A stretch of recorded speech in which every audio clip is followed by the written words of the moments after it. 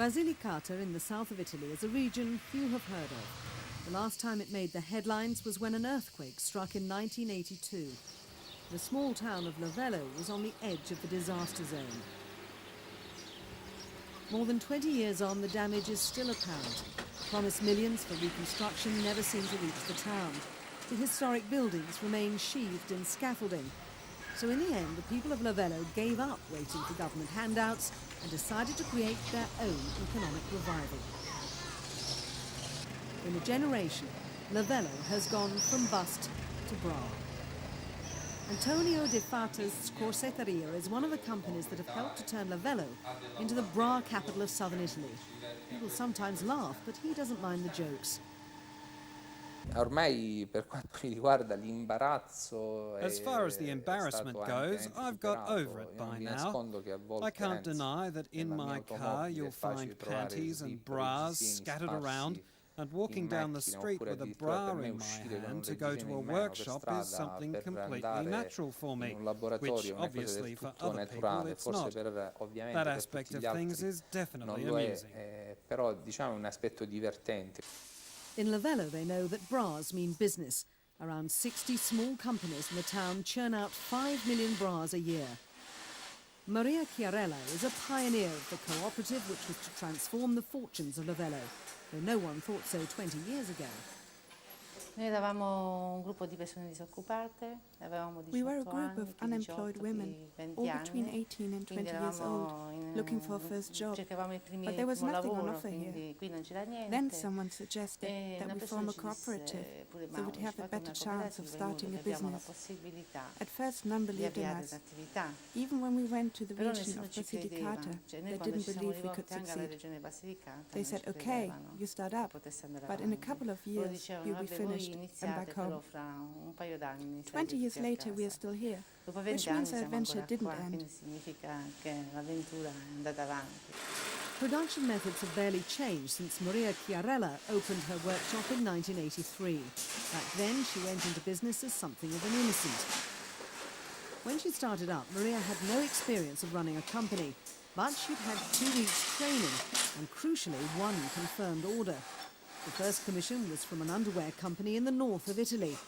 It was a contract to stitch together the 20 or more pre-cut pieces that go into making a bra. Once the first consignment was completed, more orders followed, and more willing hands were needed. Bra making became contagious in Lavello. Sisters, cousins, neighbours and friends all became involved, as the production line struggled to keep up with demand. The word went round quickly. That's what it's like in a small town. The word got out there was this possibility of starting up small companies and being part of an activity. So several people came to us to ask if they could join our consortium. At the beginning we started out with 3 small workshops, then another 3 joined, and just a short time after we were up to 10, so our consortium was made up of a total of 10 small companies. The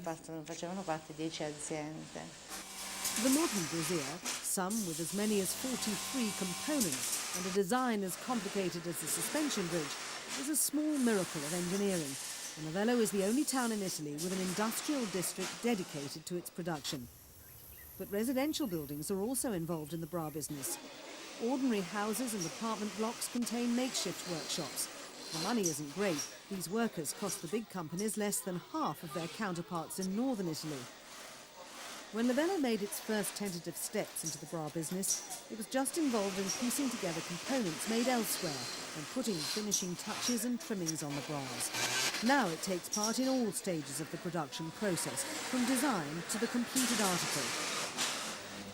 They've had to invest in modern industrial manufacturing equipment in a bid to boost production, while keeping costs down in the face of increasingly stiff competition. Computer-controlled cutters make the patterns for the various components of the bra. But computers can't replace skilled human hands. A human operator carefully produces the pieces that are later distributed for assembly and finishing to the factories and workshops across Lavello. The finished product is packed and boxed ready for distribution to lingerie shops across Italy. Demand has been strong for the Lavello bra, but the town could become a victim of globalisation. Cheap imports from the Far East are beginning to threaten the business. Despite the big investment in modern technology and very competitive wages by European standards, they just can't make bras as cheaply as their new rivals. Perché il nostro mercato, non so se questo è successo da quando è stato ampliato, World Trade Organization, the WTO decision, but ever since products from China have been given access to our markets in Europe, we've been literally invaded by these goods.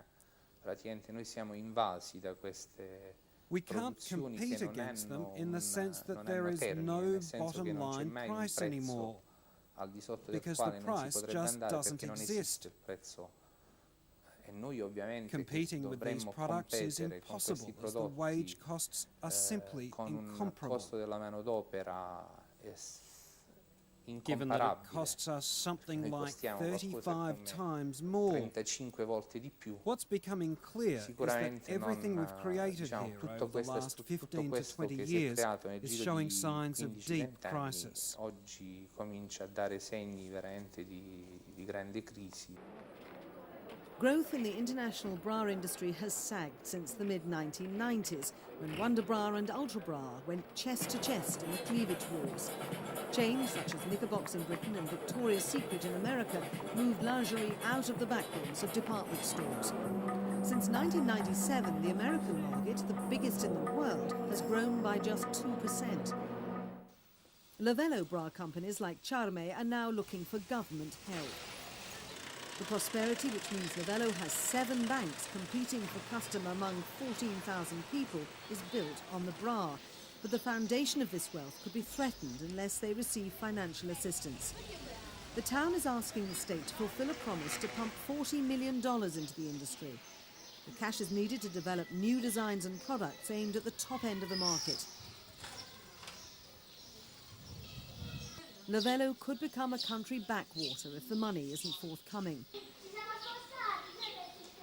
With their town at an economic crossroads, the parents of these children must hope that the industry they created from scratch will survive and continue to provide jobs in the future. If not, things could look bleak for Lavello.